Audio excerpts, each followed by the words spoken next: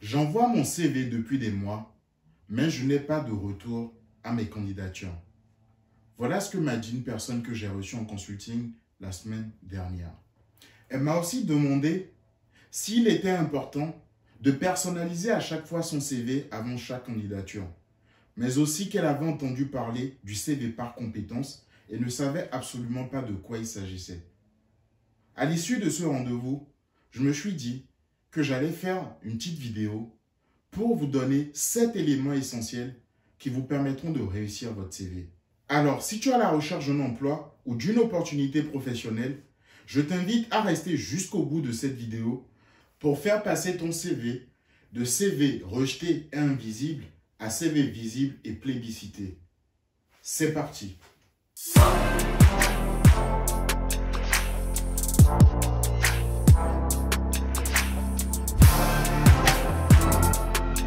Bonjour monsieur, dame, comment allez-vous? J'espère que vous vous portez bien. Moi ça va. Je suis ravi de vous retrouver aujourd'hui pour un nouvel épisode de notre émission Docteur Caria. Je vous souhaite mes vœux les meilleurs en ce début d'année, des vœux de santé, de réussite dans vos projets, et j'aimerais juste attirer votre attention sur le fait que sans action de votre part, mes vœux ne valent absolument rien. Merci à tous ceux qui nous suivent depuis le début de cette aventure et aussi à tous ceux qui nous ont rejoints au cours de cette dernière semaine. Pour toutes les personnes qui viennent de rejoindre notre chaîne ou qui la découvrent en ce moment, ici, nous parlons de salariat, de mindset et d'entrepreneuriat. Contrairement à tous ceux qui pensent qu'être salarié, c'est perdre son temps, personnellement, je reste convaincu qu'avec un bon mindset, le salariat planifié et vécu intelligemment représente une belle passerelle pour un entrepreneuriat réussi. Autant qu'un entrepreneur, le salarié vend 3 éléments essentiels: son temps, ses compétences et sa personnalité. Ce qui va les différencier va être la manière dont ils vont vendre ces 3 éléments, mais surtout les revenus qu'ils génèrent. Ainsi, cette chaîne aura pour vocation de vous apporter tous les éléments nécessaires pour planifier et réussir votre carrière. Que vous soyez un salarié qui souhaite passer du bas de l'organigramme au middle, voire le top management, un salarié qui a envie d'entreprendre ou un entrepreneur qui souhaite devenir salarié. En plus de cette chaîne YouTube, vous avez la possibilité de rejoindre notre réseau QG Caria pour bénéficier d'accompagnement personnalisé. Le CV ou curriculum vitae est un document qui synthétise et retrace autant tes études que ton parcours professionnel. Quand il est réussi, il permet de bien valoriser tes savoir-faire et être. Pour faire plus simple, ton CV, c'est ta carte de visite. C'est toi sans que le recruteur t'ait vu. Il est vrai qu'on dit souvent que l'habit ne fait pas le moine, mais crois-moi qu'un CV mal habillé passe très souvent à la trappe et ne sera jamais vu, ou du moins a peu de chances d'être vu. Alors, il va être important de prendre le temps de bien concevoir ton CV, si possible, de le personnaliser avant chaque candidature. Avant de t'apporter les 7 éléments clés qui vont te permettre de réussir ton CV, j'aimerais d'abord t'expliquer comment fonctionne le traitement de ton CV. As-tu jamais entendu parler de la notion de scoring? Alors, avant de continuer, je t'invite à mettre juste en commentaire si tu as déjà entendu parler de la notion de scoring et de ce que ça t'évoque. Le scoring va être le principe sur lequel la plupart des CV sont sélectionnés. Ou même, une fois qu'on passe l'entretien d'embauche, le scoring restera le principe du recrutement. Alors, qu'est-ce que le scoring en réalité? Pour toute personne qui a déjà utilisé un site de rencontre type Tinder ou autre, vous avez déjà utilisé une fois dans votre vie le principe de scoring. Pour faire simple, faire du scoring, c'est prendre un élément A et le faire correspondre à un élément B et pouvoir identifier un taux de correspondance. Dans le cas de Tinder dont je vous parlais, donc on a Sam par exemple qui est un homme qui s'inscrit, qui dit je m'appelle Sam, j'ai telle caractéristique, donc j'habite telle ville, etc. Je suis à la recherche de tel type de profil. Et de l'autre côté, on a peut-être Violetta qui s'inscrit en fait sur le site et qui dit moi je suis une femme, je suis à la recherche d'un homme, j'habite tel périmètre et voilà mes critères de recherche. Ce qui va se passer, c'est que derrière, le robot, lui, il va croiser en fait les divers éléments qui ont été présentés par l'un et par l'autre. Et c'est ce qui permet d'avoir cet élément qu'on vous dit match. En fait, la particularité du scoring, c'est qu'il est possible de déterminer un pourcentage de correspondance. Et voilà ce qu'on va utiliser essentiellement au recrutement pour pouvoir faire les process de recrutement. Ce qu'il faut savoir, c'est que quand un employeur met une offre sur un site, c'est qu'il vous transmet en réalité un besoin. Ce qu'il dit, c'est quoi? C'est que nous sommes une société, nous faisons ci, ça, ça et ça. Et en fait, nous sommes à la recherche d'un collaborateur qui pourra faire telle chose ou qui pourra nous aider à développer notre structure sur tel ou tel projet dans l'ensemble. Donc en fait, via l'offre d'emploi, vous allez voir des petits pointillés. En fait, ces divers éléments sont les éléments qui permettront par la suite de faire le scoring par rapport au CV que vous allez envoyer. De manière générale, dans une journée, des CV, on en voit passer tout le temps. Donc, la première lecture de CV passe en 30 secondes et 1 minute. Donc, on jette un premier coup d'œil sur votre CV et très rapidement, on détermine si la personne correspond à ce dont on a besoin. C'est à partir de ce moment-là, si votre CV attire l'attention, que le recruteur s'attarde plus longtemps pour voir ce qu'il en est. Et à ce moment-là, il prendra son téléphone pour vous appeler et vous avez le rendez-vous téléphonique que vous aurez des fois où il va revoir avec vous si vous êtes disponible, quelles sont vos prétentions salariales, etc. Avant par la suite de fixer un rendez-vous physique avec vous pour un entretien. Ainsi, maîtriser le principe de scoring va vous permettre essentiellement de bien faire passer votre CV et de le rendre plus visible. Mais surtout, il vous permettra de savoir quel type de compétences mettre en avant en fonction des opportunités sur lesquelles vous vous positionnez. Qu'en réalité, il est important de savoir personnaliser son CV. Ce qu'on vous demande à travers une offre d'emploi n'est pas forcément ce qu'on vous demandera à travers une offre d'emploi, même si l'intitulé du poste reste le même. Le CV, quant à lui, a connu des évolutions au cours de ces dernières années et aujourd'hui, nous en sommes au CV par compétence. Le CV par compétence vous demandera à vous, candidat, de pouvoir maîtriser votre potentiel et savoir en fonction des opportunités quel type de compétences mettre à l'entête de votre CV pour valoriser en fait tout le reste de votre parcours professionnel. Pour le recruteur, par contre, ça facilitera son recrutement. En effet, au lieu de reparcourir plusieurs pages avant de savoir si le CV correspond ou pas, déjà dès le départ, en fonction des éléments que présente le candidat, il sait si le candidat sait faire ce dont il a besoin. Parce qu'en effet, l'objectif du CV par compétence, c'est de recruter directement via le savoir. C'est de savoir si la personne, donc le candidat, déjà maîtrise ce qu'il sait faire et si sait le valoriser. Parce que si en réalité, il ne maîtrise pas ce qu'il fait et qu'il ne sait pas le valoriser, ou pire, il maîtrise ce qu'il sait faire, mais il ne sait pas comment valoriser, son CV passera toujours à la trappe. Ce qui est dommage. Le recrutement aussi a évolué au cours de ces dernières années. Vu le nombre fastidieux de CV que nos recruteurs avions à traiter au quotidien, il s'est fait que dans nos process de recrutement, on a intégré des robots. Donc, j'ai une petite question pour vous. Est-ce qu'il vous est déjà arrivé, par exemple un dimanche autour de 21 h, même dans l'après-midi, de recevoir du moins un rejet de votre candidature? Si oui, mettez-le moi en commentaire, dites-moi en fait. Donc, il faut savoir que ce retour de candidature que vous avez eu, ce n'est pas un humain qui vous l'a envoyé, c'est un robot qui a traité votre candidature. Et l'autre chose à savoir, c'est que les robots sont programmés aussi sous ce même principe de scoring. À la différence qu'ils sont moins indulgents. C'est-à-dire que le robot, c'est très simple. Lui, on lui a demandé ça, s'il n'a pas, c'est rejet. Aujourd'hui, le robot, lui, il n'a pas ce temps-là. C'est voilà ce qu'on recherche. Si sur le CV, donc comment ça marche, il scanne votre CV, tac, tac, tac, tac, tac, il le balaye. Et s'il balaye et qu'il ne retrouve pas les éléments attendus, naturellement, il va rejeter votre CV. Voici les 7 points clés qui vont te permettre de réussir la personnalisation de ton CV. 1. Avant toute candidature, il va être important de comprendre ce qu'on attend à travers l'offre d'emploi. Vous voyez les petits pointillés que vous allez retrouver dans une offre d'emploi, en général, expriment un besoin. Donc, à travers ces petits pointillés, il va falloir dégager les compétences attendues. Une fois que ce travail est fait, 2, il va falloir du coup, à votre niveau, faire le point de toutes vos expériences professionnelles, de même que les compétences que vous avez pu acquérir au cours de ces dernières années. L'objectif en faisant ce travail Veuillez d'identifier les expériences professionnelles que vous avez eues qui correspondent à peu près au poste sur lequel vous allez candidater. Ou sinon, les expériences sur lesquelles vous avez été emmené à dégager les mêmes types de compétences qui sont attendues via cette offre d'emploi pour laquelle vous allez postuler. 3.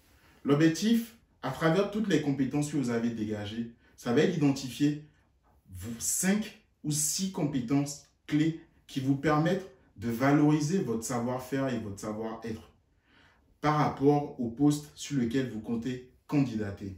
Ainsi, ces compétences clés vont figurer en en-tête de votre CV. À la fin de cette vidéo, je vais laisser un exemplaire de mes CV, en fait, que j'utilisais quand j'étais salarié. Je le mettrai à la fin de cette vidéo pour que vous puissiez voir. Je vous donnerai aussi un outil que vous pouvez utiliser pour créer vos CV.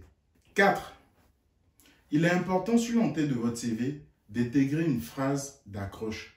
L'objectif de la phrase d'accroche, c'est d'expliquer ce que vous savez déjà faire.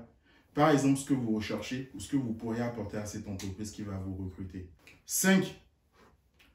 Vos expériences professionnelles, au lieu de lister toutes les missions que vous avez eues, etc., il est plus intéressant et plus qualitatif, en fait, de présenter vos expériences professionnelles comme des problématiques et des solutions apportées, mais surtout d'apporter des chiffres clés.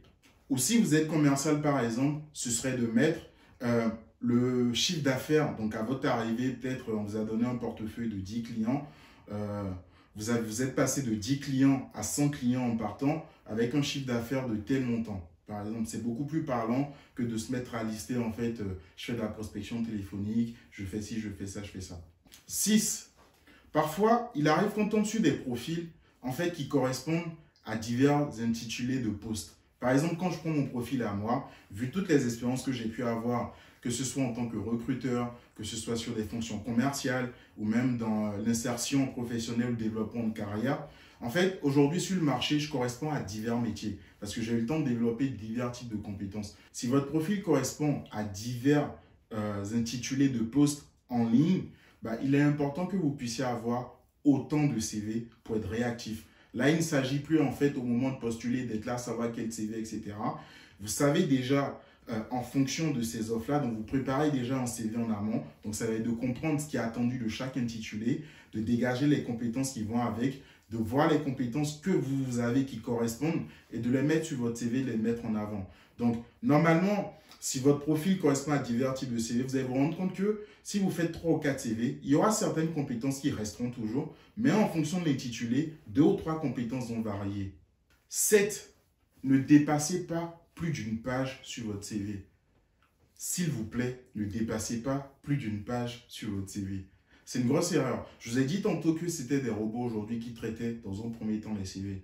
Alors, le robot, pour faciliter sa lecture, il est mieux d'intégrer les éléments sur une page, mais surtout d'aérer votre CV. Et dans la chronologie, c'est les informations liées à vos contacts, tout ce qui est nom, prénom, etc.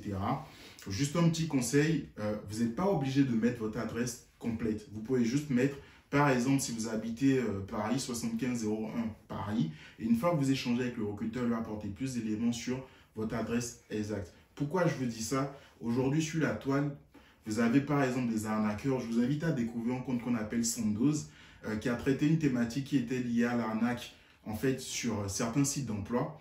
Et donc, vous avez des personnes qui récupèrent certaines informations qui, normalement, sont pas forcément utiles dans un premier temps sur un CV. Il y a d'autres informations qui peuvent être, par exemple, discriminantes en fonction d'où est-ce que vous habitez. Donc, faire attention à certains éléments que vous mettez. Ce qui serait plus intéressant, je vous conseillerais, serait de mettre, par exemple, disponible ou mobile sur tel périmètre, en fait. Donc, mobilité Île-de-France, mobilité toute la France. Donc, ensuite, il y a l'intitulé de votre CV. Donc, c'est toujours important de mettre un titre sur votre CV, en fait. De mettre la petite phrase d'accroche, suivie de vos compétences clés, vos expériences professionnelles, vos formations. Et derrière, s'il y a d'autres éléments que vous voulez rajouter, type les outils que vous savez, en fait, utiliser, par exemple, dans le recrutement, on utilise Talentsoft ou d'autres outils type le Pack Office et tout ce qui va dans ce sens-là.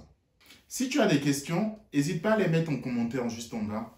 Ou si tu souhaites être accompagné dans la conception de ton CV ou dans la recherche d'emploi, N'hésite pas à prendre contact avec nous via notre site web www.drcaria.com ou via WhatsApp au +33 7 66 26 84 26.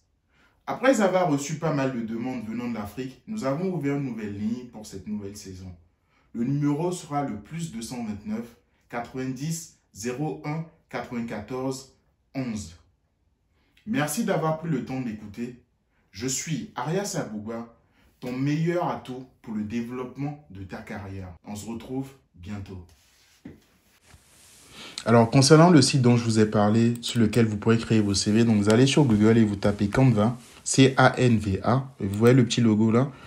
Ensuite, vous allez là-dessus. Hop, donc ça se présente comme ça, vous vous inscrivez. Moi, je suis déjà dedans. Donc, quand vous arrivez à l'accueil, ça se présente de cette manière-là. Dans cette barre de recherche, vous allez taper CV, vous validez. Et vous allez voir qu'il va vous présenter en fait divers types de CV. En fait. Donc après, à vous de choisir celui que vous voulez en fonction de vos tons, de vos goûts, de vos couleurs. Vous cliquez là-dessus, hop, et vous pouvez commencer en fait à le modifier. En fait.